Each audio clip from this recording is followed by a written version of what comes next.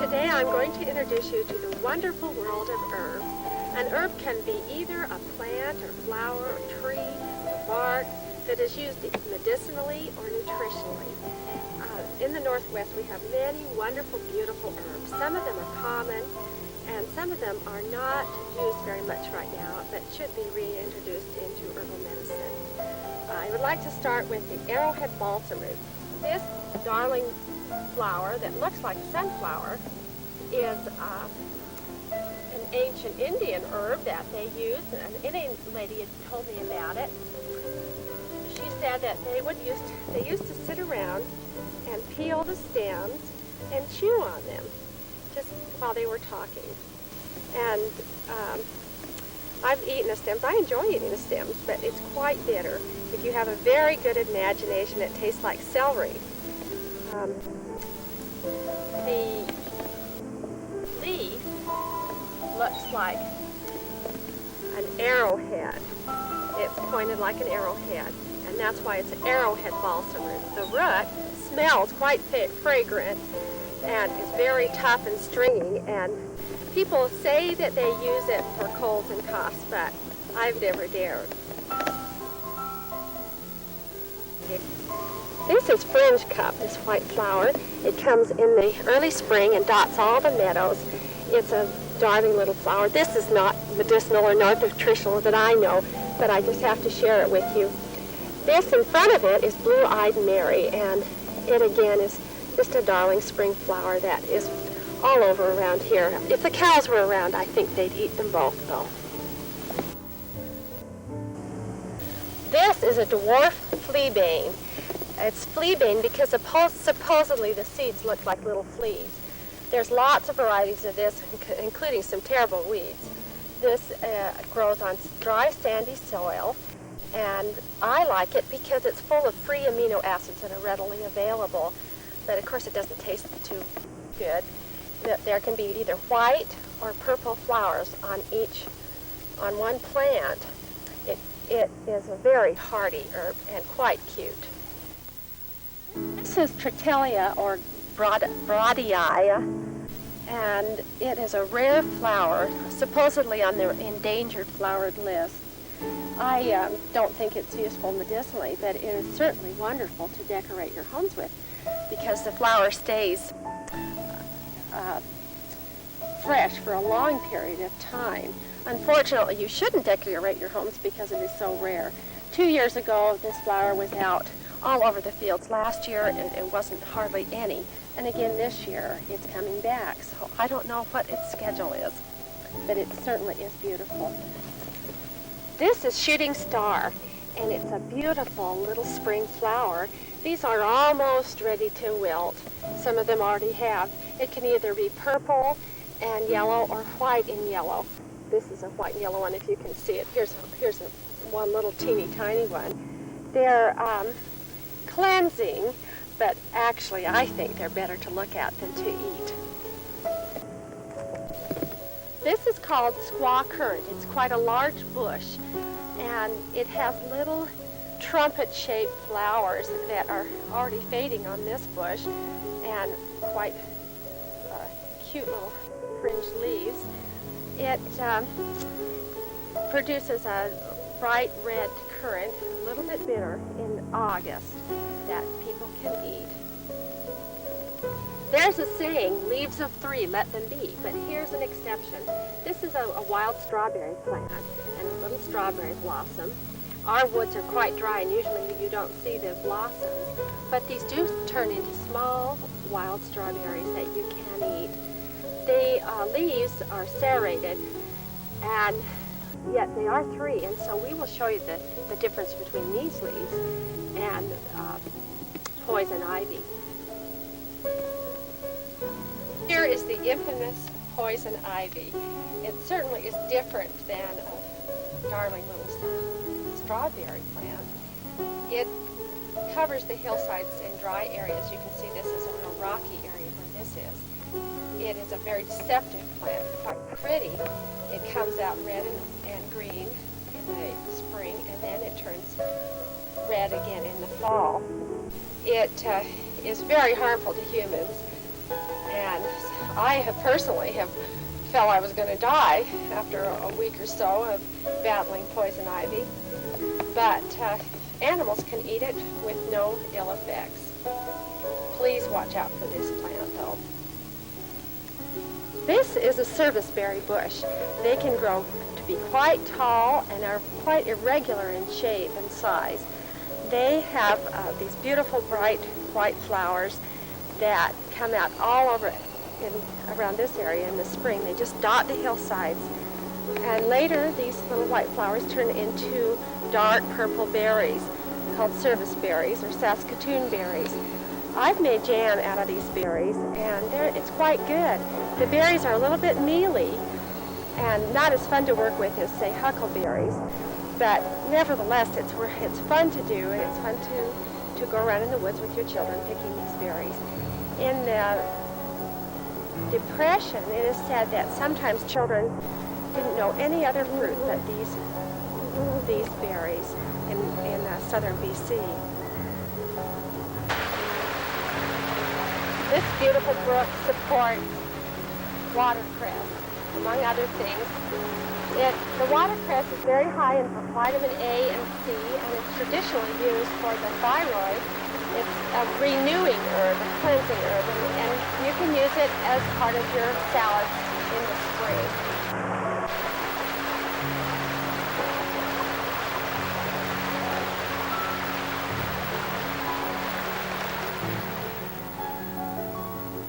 This is burdock, the wonderful herb for arthritis and bursitis, and it's very high in mucilage and a nice traditional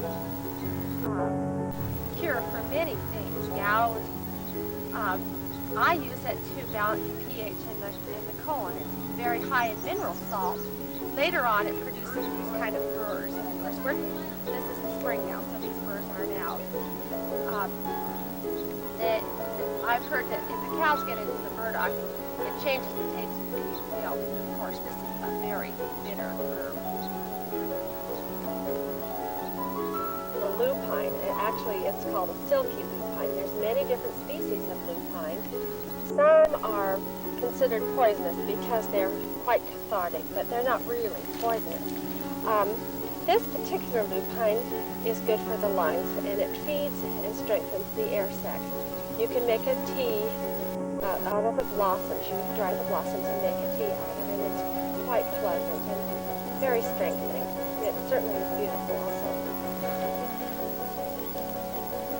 This is tumble mustard. There's lots of different mustards, but this is a very prolific variety of mustard around here.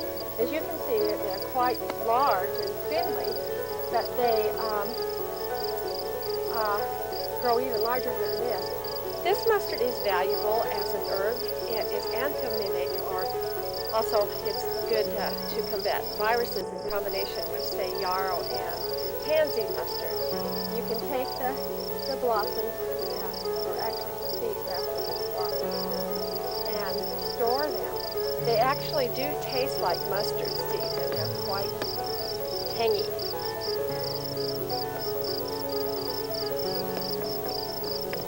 Is larkspur or delphinium, and there's lots of varieties. As you know, there are garden varieties. This is a very beautiful flower and kind of unique. I read in the book that larkspur is good for lice, but I don't think this particular kind of larkspur is. I've also read that it is poisonous. It's poisonous, again, because it can gripe the bowels, but that's the only reason. And certain species are more that way than others. This one doesn't at all. I want to use this as a very specific hormone herb, and it can be used for that. And it's a nice spring herb. This is another one of those plants that we need to be aware of and avoid. It's called death camas. It is truly exactly what its name says. It will kill people, it will kill animals if they eat it. The shepherds used to go around and pull and dig out this camas to protect the sheep from it. The Indians would be aware of this camas because it would grow around the blue camas, which they would use for food. So please don't try out this one. It's beautiful.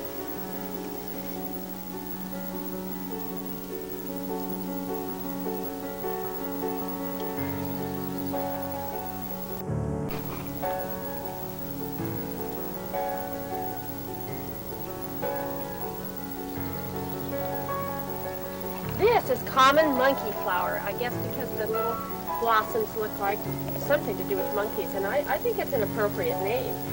It is a specific for the gallbladder. It strengthens the walls of the gallbladder and somewhat the liver and other organs, but especially the gallbladder, and so it's not used every day. But it's beautiful along these wet rock cliffs.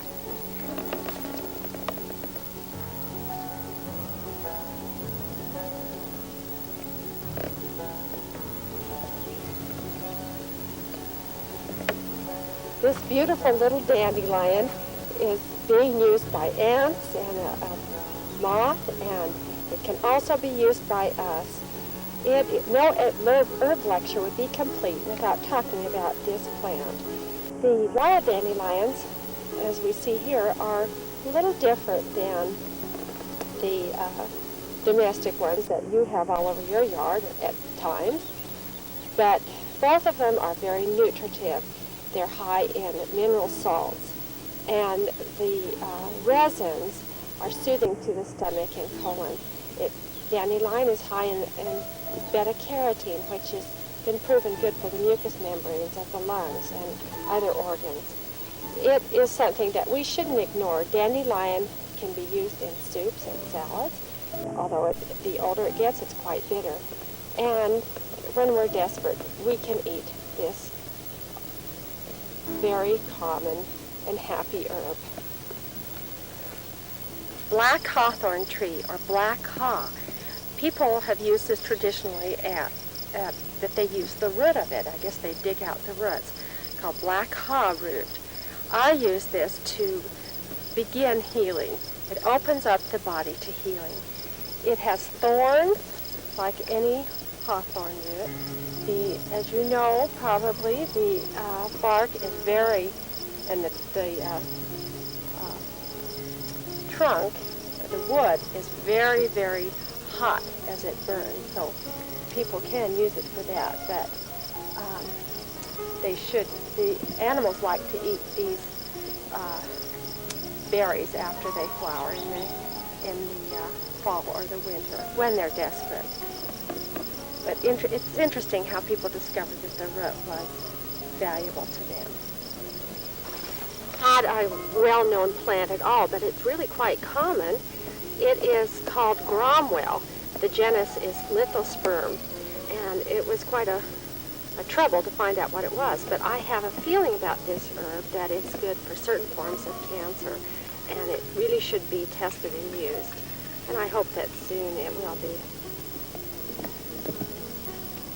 This is common sorrel or sheep sorrel.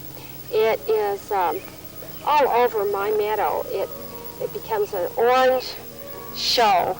Even though it looks quite delicate, you can start collecting these and get a lot of them quite easily. They are fairly good to eat, the seeds, but they're very nutritive for the capillaries and the skin. If you have skin problems, these such as psoriasis, this herb would really help you. It's quite tasty.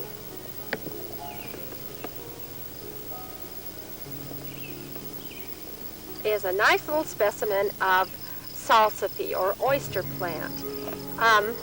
This is something that is quite good to eat, I understand, but I've pulled up the root here and there's not enough to it. It's supposed to taste like parsnip, but these spindly little roots around here would be a lot of work to collect and eat.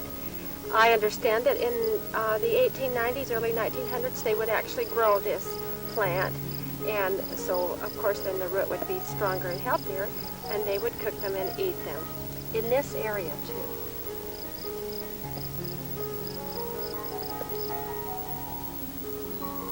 This beautiful sunflower look flower is called an arnica. It's actually a heart-leaf arnica. There's different species of this plant. It is so pretty, and yet it is very potent. It is used homeopathically for epilepsy, and it's quite effective there. It is not to be used straight because it is very, very cathartic and hard on the stomach. So don't put this in your tea, please.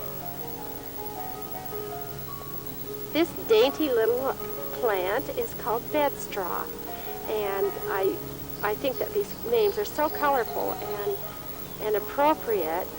It can be collected and used to cleanse the lungs of toxins, so don't discount an herb by its size. Valuable plant. This is the famous cascara plant. This is found by the Little Spokane River, north of Spokane, and apparently cascara grows all over the state of Washington, and people strip the bark and sell it. And so when you're looking around, don't discount things that don't look very exciting, because this one truly is. It's excellent as a laxative. It has a chemical in it, like one of the chemicals that is the enzymes that the pancreas puts out. So if you need it, you know where to find it. This bush or tree, however you like to say it, is a chokecherry tree. And they can grow quite large or be very bushy. The chokecherry blossoms are beautiful. They hang down from the tree. They just weight the tree down. And then they turn into very bitter cherries. And they can be used in jelly, and they also can be used to prevent hypoglycemia. So they are a valuable herb.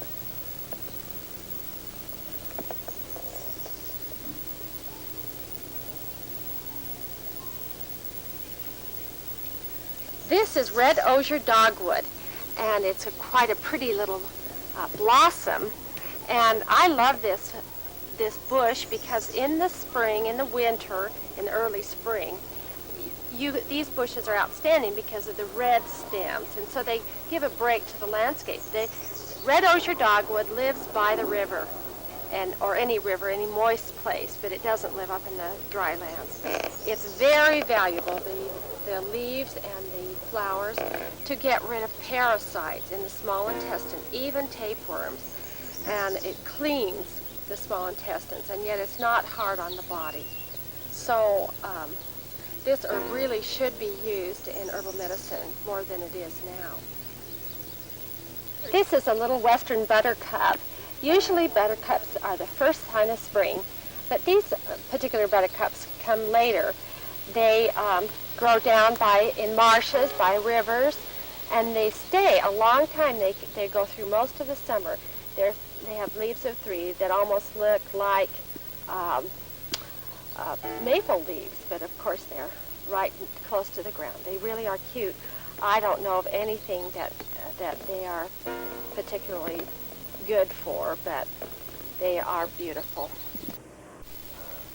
Full of such abundance, right close to the buttercup that we just showed you, has a lot of horsetail.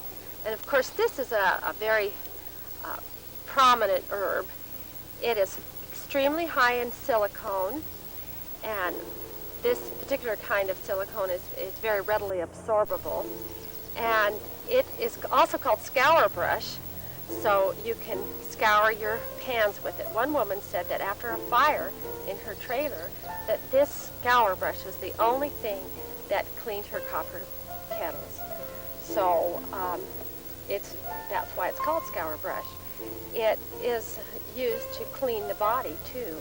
I use it to clean some of the fluids of the body, and it's a very, very nutritive herb and not harmful that I know. This is a skunk cabbage, and we can smell it from here. If there's a lot of skunk cabbages in one place, you think you're around a skunk. Skunk cabbages are usually very difficult to get to because they're in such moist places, and this one is no exception. It's a powerful herb.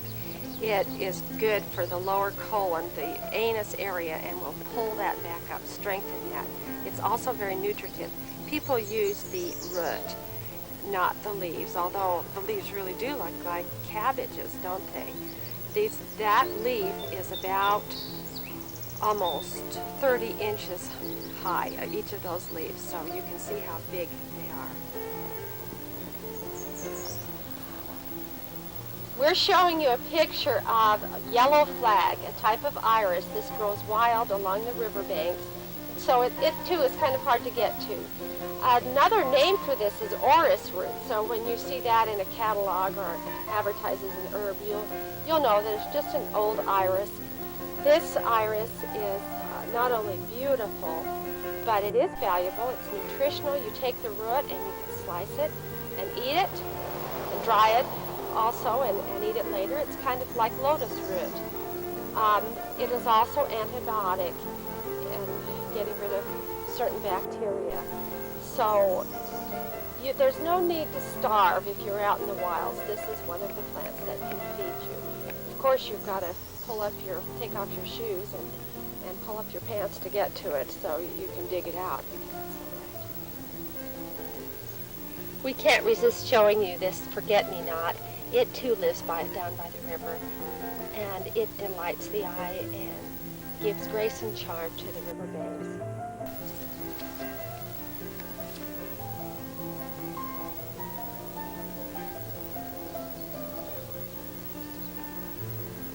This regal royal flower is called penstemon. It is all over the fields, and there's many different varieties. This particular plant is good for strengthening and tightening the bladder. You use the root of it. Because I've seen it mostly on dry spots right above a wall. It stays for quite a while, and in the body it helps balance and stabilize things in the colon. Particularly, it balances the electrolytes in the colon. You use the flower and the stem for that. Hog fennel. It's growing along a dry, rocky ledge near a road, and it is also called spring gold. It's a linodium, and there's other kinds of linodiums. I do not personally think it's valuable as an herb. Maybe the hogs like it though. You can see this tiny little flower. It's a violet, a wood violet. It's hidden amid other things. At least this one isn't hidden among poison ivy, which some of this is around here. It's very good to clean the brain fluid, and also it's supposed to be good for the nerves. So just because something is small doesn't mean that it's not very valuable. I use this in a combination for Alzheimer's. Very delicate little weed is called shepherd's purse, and you've probably heard of that herb. It has choline, choline, in it, which feeds the nerves, acetylcholine, and makes the fluid or the part of the nerve work. And the body's supposed to produce this, but here this little thing produces it. It is used as a salad green in the spring, and it tastes quite good, but it is also very valuable. This is a columbine. It grows in the wild as well as in your gardens. It is good for the lungs. It cleans toxins out of the lungs, so we should keep some of this around to help us unpollute ourselves.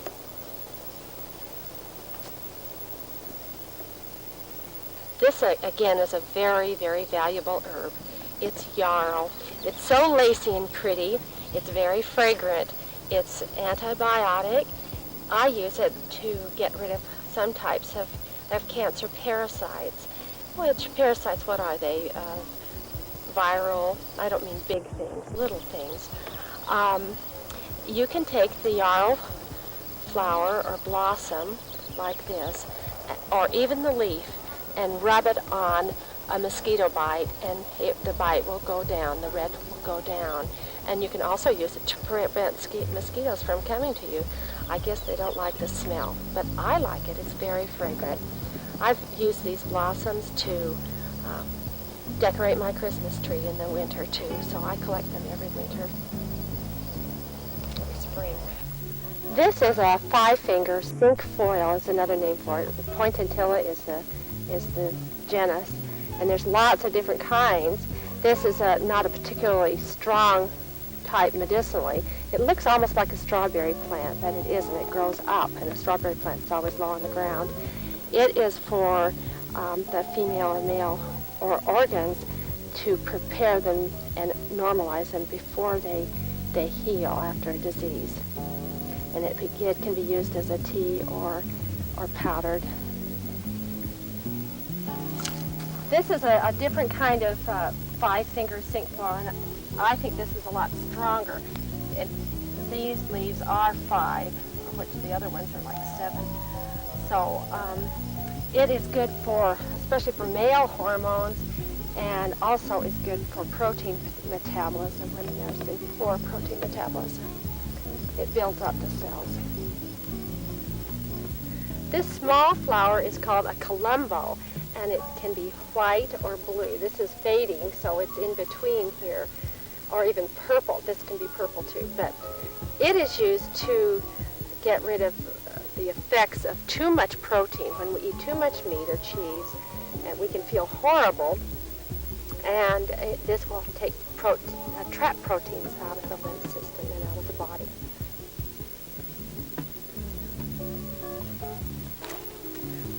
This, of course, is a wild rose. They grow all over. Their blossoms are very fragrant and beautiful. The wild rose is, like almost all roses, very useful. The blossoms are something that the animals, especially the deer, like to eat. And they're good for migraine headaches. And these leaves, I have used them for cleaning the arteries. And again, they are very, very useful. In the fall, these blossoms have become rose hips, and this is what we usually use in herbal medicine, and they are very high in vitamin C. And also, I believe that they are high in lipase, which helps digest fat.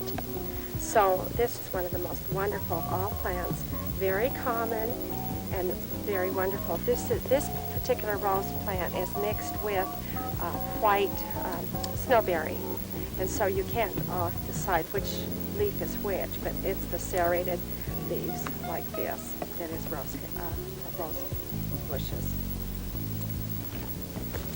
Beautiful showy flower is wild geranium called cranesbill, and you can see this one is fairly large. It is for the bladder, to help the bladder to be open, and it is also helpful to our emotions. Some of these flowers are. They kind of lift our spirits. Herbs are food. We can't forget that. And this herb, called Pearly Everlasting, feeds the choroid plexus in the brain. It strengthens this area of the body. And so it can be eaten just right off the stem, and it's not very much of it is needed because it can give people such a boost so quickly. Or mule ears is one of the names for it, and I feel like it's a very valuable herb. It is good for dysmenorrhea, which means bleeding through the vagina that shouldn't be, bleeding ulcers, and open sores, even oozing sores. I feel like it's better than plantain, which is traditionally used for that.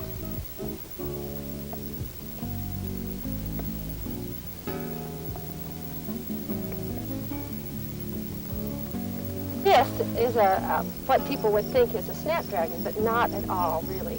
It's called Dalmatian toadflax. It is not a useful herb, that this particular variety of toadflax. It is an escapee, supposedly, from gardens that used to grow along the Little Spokane River. It was a decorative plant, but it's certainly has been hardy. My children will take all the blossoms and the leaves off and use these things as whips, which is, they don't really whip each other, but anyway, some varieties of toad flax are good for protein metabolism in older people, and I use it for that. But like I say, this variety is just for looks.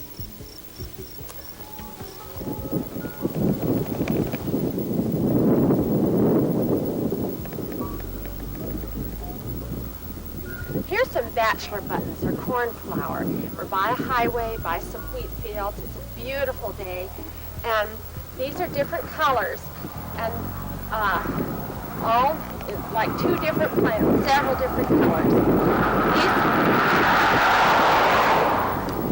These flowers are used as an astringent. They're excellent for eye fatigue. In combination with marshmallow, they can correct some vision problems. And they're organizers. They help organize and file away things in the cerebrum. So they're just a wonderful herb.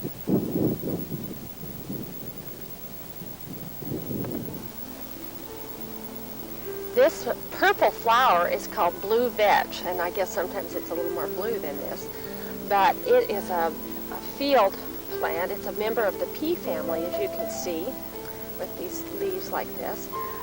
And it's used by some farmers to rest the land. It prepares the land for heavier use, like alfalfa later on, or wheat.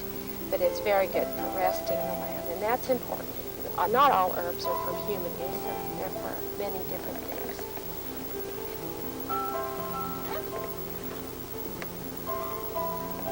Here I am in the midst of some Oregon grape, and this is a very, very important herb, and a very common herb here in the Northwest for a plant.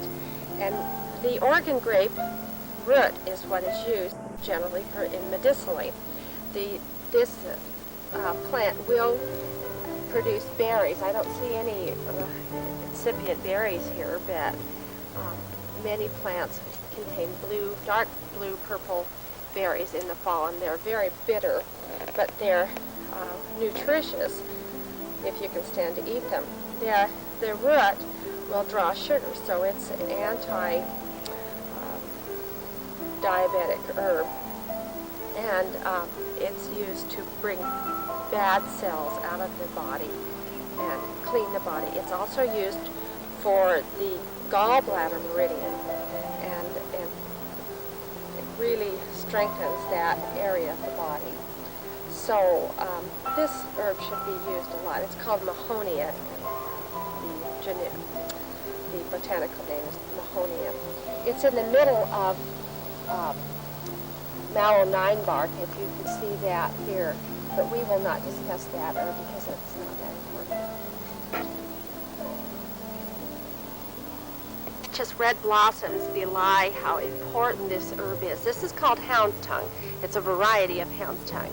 And hound's tongue, there's not too much known about it, but I have personally used this, and it's a very exciting herb for me. I use it to open up the liver, or the lymph system, rather, the liver meridian, but also this re-energizes the body in a way that is totally extraordinary. If you hold this herb in your hand, you can feel the energy from it, and I can just eat it. It's not particularly pleasant tasting, but it will like it recharges the body. Wonderful herb, hound's tongue. While we were filming the last herb, the hound's tongue, we came across this small little plant, and we were just delighted. This is a narrow-leaved or narrow-stemmed skullcap, and it's a very potent skullcap. There's several varieties of skullcap. Even the Chinese use that herb. It, of course, is to kind of put the lid on mental problems, because it relaxes the sympathetic nervous system. And when people are in situations that they cannot control and just need to be relaxed, this is a wonderful herb. It's been used traditionally to help induce sleep in combination with other herbs. which it's very good at. I've used it for quite a while myself.